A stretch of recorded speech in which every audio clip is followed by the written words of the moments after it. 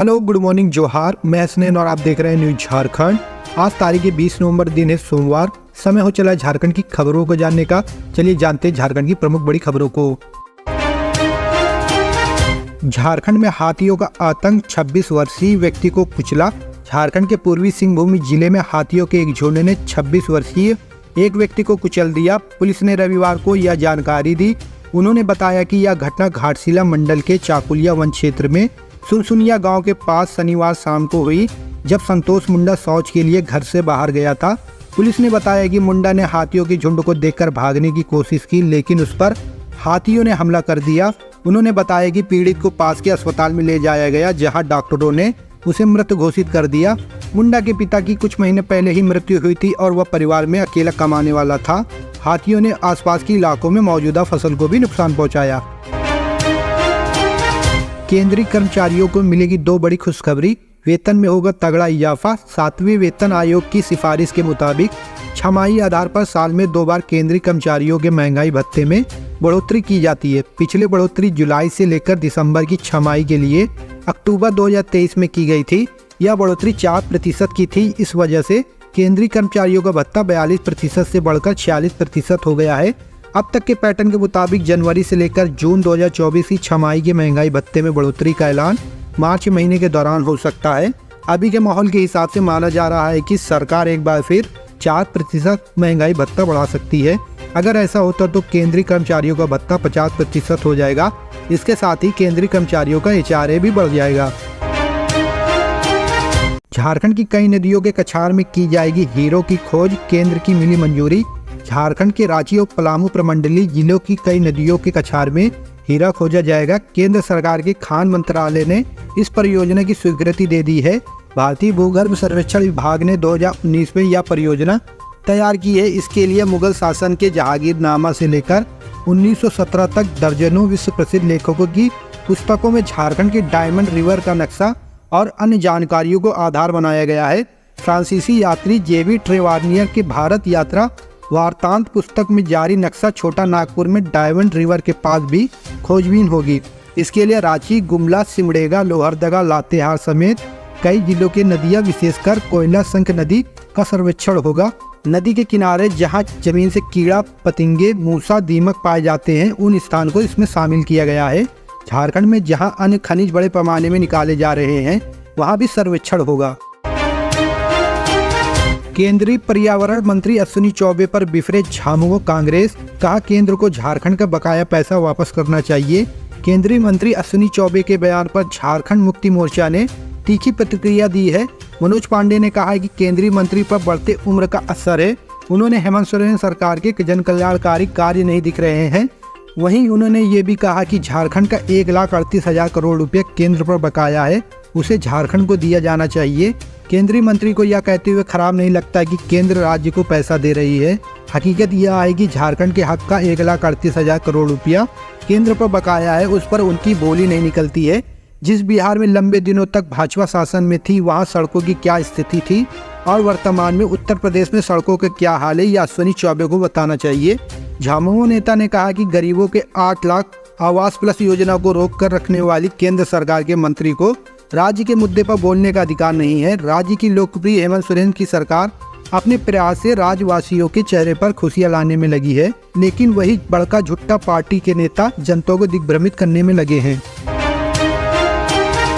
नशा तस्करों के खिलाफ एक्शन की तैयारी में पुलिस, संदिग्धों की पहचान शुरू, होगी सख्त कार्रवाई। सरायकेला खरसावा में नशे के कारोबार पर लगाम लगाने के लिए SP विमल कुमार ने मुहिम छेड़ दी है। जिले में इस कारोबार से जुड़े लोग जल्द सलाखों के पीछे नजर आएंगे। उनकी पहचान शुरू कर दी गई है। SP विमल कुमार ने बताया कि नशे के कारोबार से कारोबारियों ने खुद को किनारा नहीं किया तो नशे के कारोबार से अर्जित की हुई संपत्ति को भी पुलिस द्वारा जब्त कर ली जाएगी। इसके साथ ही सलाखों के पीछे ही जाना पड़ेगा। उन्होंने बताया कि इस कारोबार से जुड़े लोगों की जब गिरफ्तारी होगी और कोर्ट में चार्जशीट दाखिल की जाएगी, तो उसके बाद से ही अर्जित संपत्ति की पड़ताल शुरू की जाएगी, जिसके बाद जब्त करने की कार्रवाई पुलिस द्वारा की जाएगी। सनातन का सम्मान, झारखंड के रविलाल ने हनुमान चालीसा का संथाली में किया अनुवाद। दिल्ली के लाल बहादुर शास्त्री विश्वविद्यालय से संस्कृत में BEd कर रहे जामताड़ा निवासी रविलाल हांसदा ने हाल ही में हनुमान चालीसा का ओलुचकी में अनुवाद किया है। उनके द्वारा अनुवादित इस हनुमान चालीसा का राष्ट्रपति द्रौपदी मुर्मू विमोचन करेंगी। राष्ट्रपति मुर्मू 5 दिसंबर को प्रस्तावित दीक्षा समारोह में बतौर मुख्य अतिथि शामिल होंगी। जामताड़ा जिले के कुंडहित स्थित जादूडीह गांव के रहने वाले रविलाल हांसदा बचपन से ही भगवान राम, हनुमान, भोलेनाथ, माता दुर्गा समेत अन्य देवी देवताओं की पूजा करते रहे हैं। उन्होंने कई हिंदू धर्म ग्रंथों का अध्ययन किया है। वह कहते हैं कि हनुमान वनवासी थे। उनकी भक्ति, संस्कार और उनका पराक्रम हर वर्ग के भारतीय जनमानस को प्रेरणा देता है। मेरी इच्छा थी कि संथाली भाषा जानने वाले आदिवासी समाज के लोग भी हनुमान चालीसा का पाठ कर सके। मुझे खुशी है कि मेरी यह इच्छा पूरी हो गई।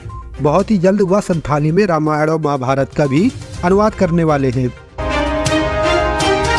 कलयुगी बेटे ने अपने पिता की हत्या की रच डाली साजिश, शूटरों को दी थी 4 लाख की सुपारी।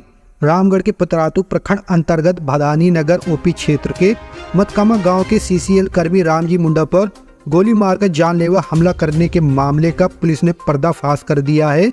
सीसीएल कर्मी रामजी के बेटे ने ही पिता की हत्या की साजिश रची थी। हालांकि घटना में रामजी मुंडा गोली लगने के बाद भी सुरक्षित है। इस घटना ने बेटे पिता के रिश्ते पर बड़ा सवाल खड़ा कर दिया है। रविवार को प्रेस कॉन्फ्रेंस पे मामले की जानकारी देते हुए पतरातू एसडीपीओ वीरेंद्र चौधरी ने बताया कि रामजी मुंडा के बड़ा बेटा अमित कुमार मुंडा ने ही जमीन व पिता की नौकरी पाने को लेकर पिता की हत्या करने की साजिश रची थी। इसके लिए उसने बाकायदा 4 लाख रुपए की सुपारी भी चेक के माध्यम से शूटरों को दिया था। शूटरों ने रामजी मुंडा पर उसके घर के समीप ही गोली मारी थी। गोली रामजी मुंडा के कंधे में लगी थी। फिलहाल रामजी मुंडा खतरे से बाहर है। उनका इलाज रांची के सैनफोर्ड अस्पताल में चल रहा है। जमशेदपुर पुलिस ने जेएमएम नेता समेत 3 को धर दबोचा। युवक पर बरसाई थी ताबड़तोड़ गोलियां। बर्मा माइंस थाना की पुलिस ने ईस्ट प्लास बस्ती लाइन नंबर 5 में रैश ड्राइविंग को लेकर हुए विवाद में शुक्रवार दोपहर 2 बजे ताबड़तोड़ फायरिंग करने, गोली मारने और हरबे हथियार से लैस होकर लोगों पर हमला करने के मामले में ट्रांसपोर्टर साथ झामुमो नेता सत्यनारायण गौड़, उसके बेटे मोहित गौड़ और भतीजे हरिकृष्ण गौड़ को गिरफ्तार कर जेल भेज दिया। आरोपित के पास से एक बंदूक, 5 जिंदा कारतूस, खोखा और 2 तलवार बरामद किया गया है। आरोपित के विरुद्ध फायरिंग में घायल ईस्ट प्लास बस्ती लाइन नंबर 3 के निवासी प्रदीप मलिक की शिकायत पर बर्मा माइंस थाना में प्राथमिकी दर्ज की है। पुलिस को मामले में ऋषिकेश राज सिंह की तलाश है। वहीं एक अन्य आरोपित को भी पुलिस ने हिरासत में ले रखा है। दूसरी ओर आरोपित पक्ष की ओर से सुरेश की शिकायत पर घर में घुसकर मारपीट और तोड़फोड़ किए जाने की प्राथमिकी दर्ज की गई है। इधर आरोपित की ओर से की गई फायरिंग की घटना में घायल छात्र प्रवेश कुमार की हालत टीएमएच में अभी गंभीर बनी हुई है। वह आईसीयू में दाखिल है।